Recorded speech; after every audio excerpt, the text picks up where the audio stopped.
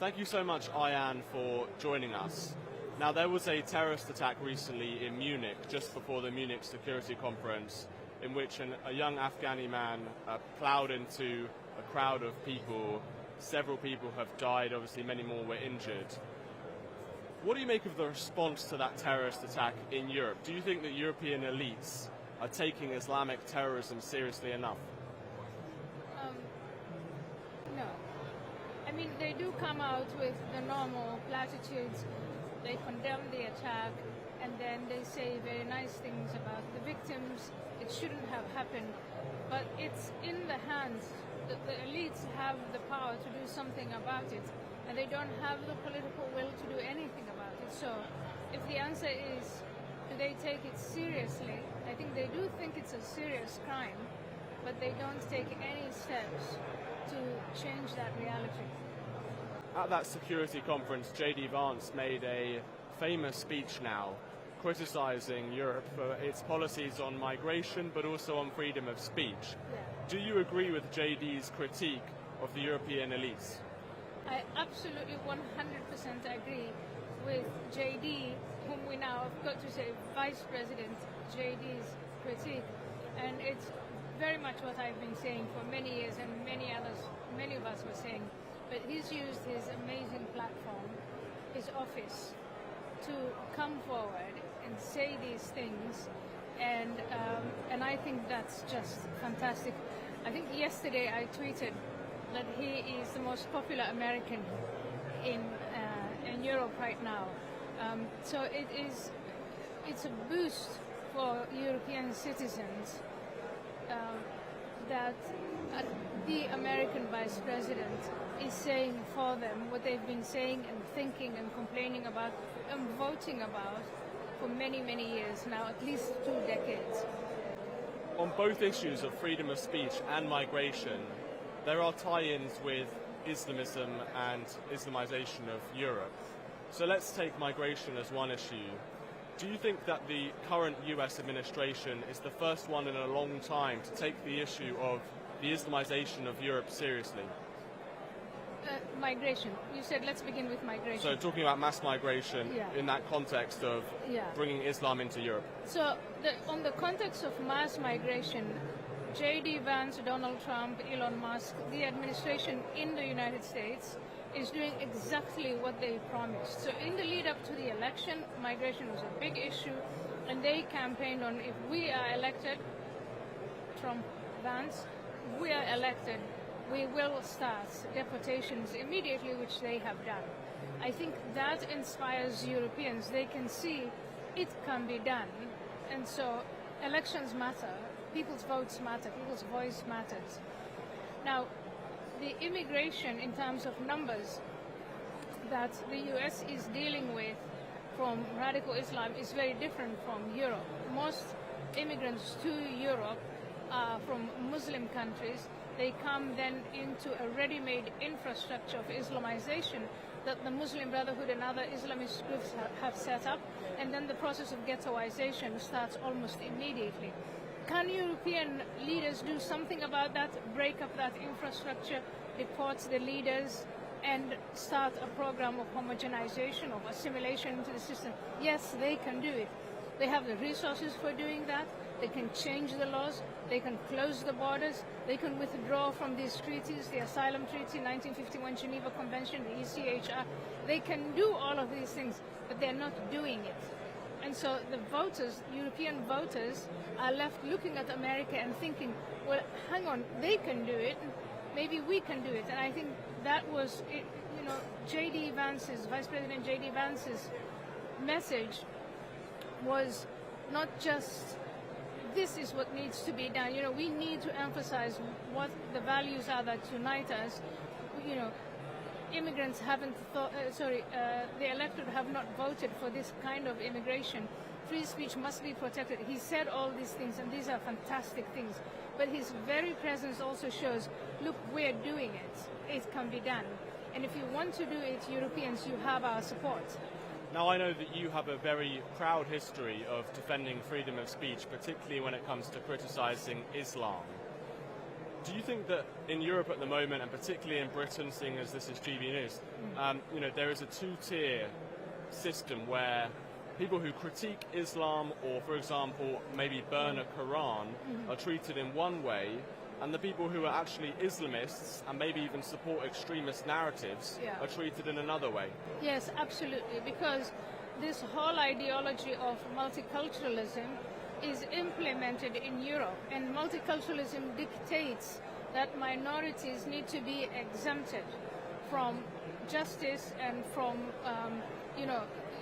treated the way the law treats them. So, as a white man, I can come and call you anything, and I'll get away with it because I'm black and I'm female and all the rest of it. Multiculturalism dictates that.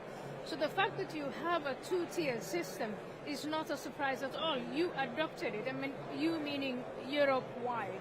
So yes, Europeans are watching the harassment, sometimes the gang rape of women on the streets in places like Munich, Berlin, Paris, London, different parts of Sweden.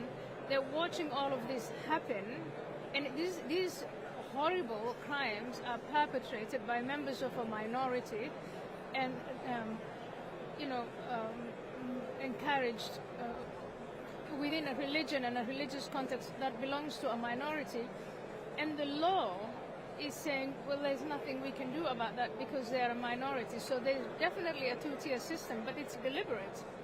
And do you think that it should be illegal to burn a Quran? We saw several cases recently of people being arrested and prosecuted for doing exactly that.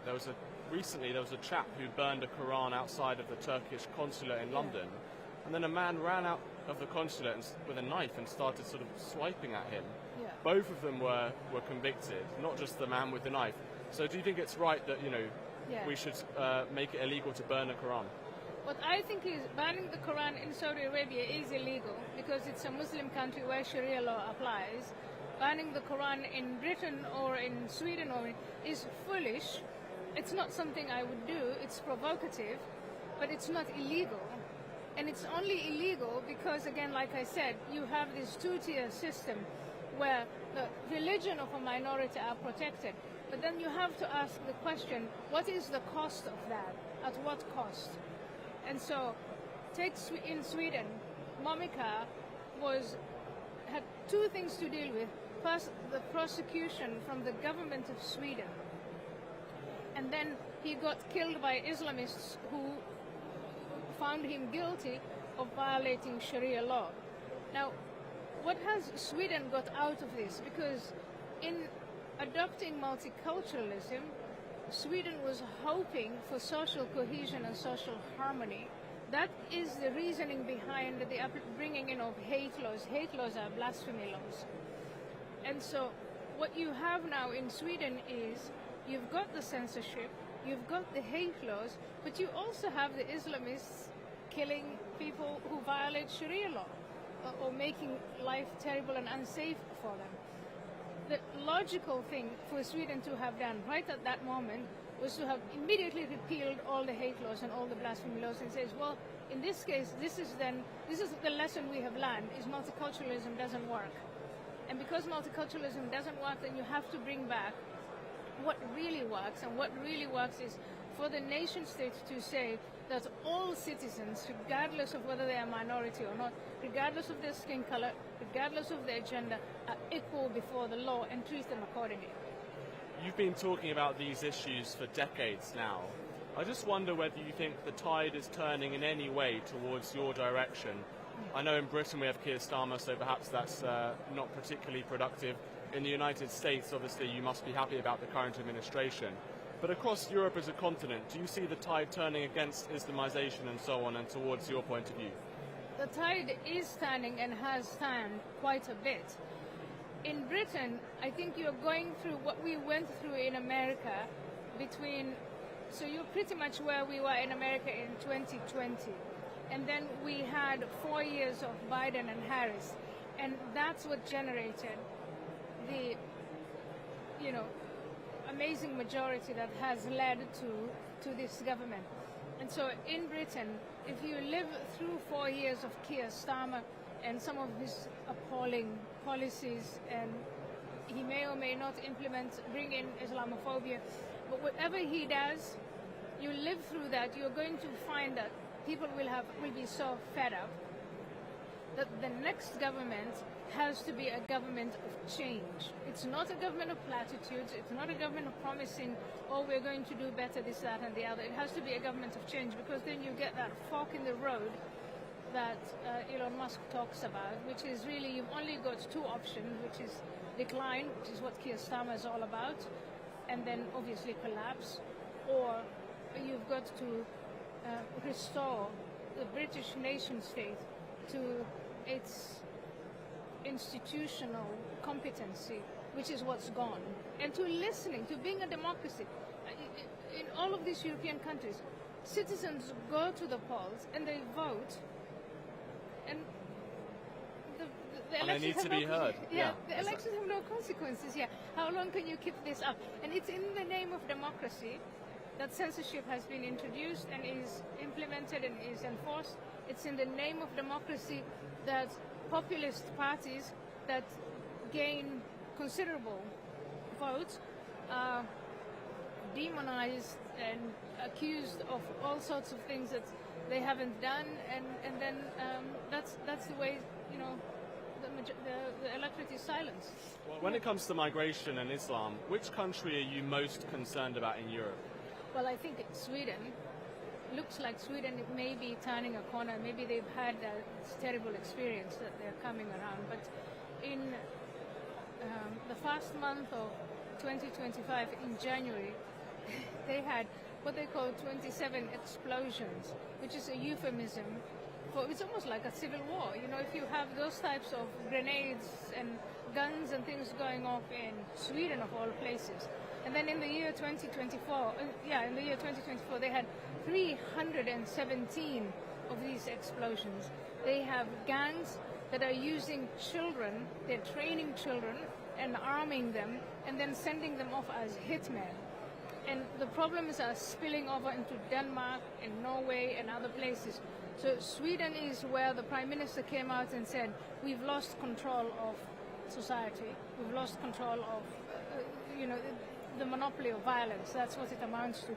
And that is a breakdown of the social contract. So I'm worried about Sweden more, but maybe a little less because they're actually admitting that they have a problem.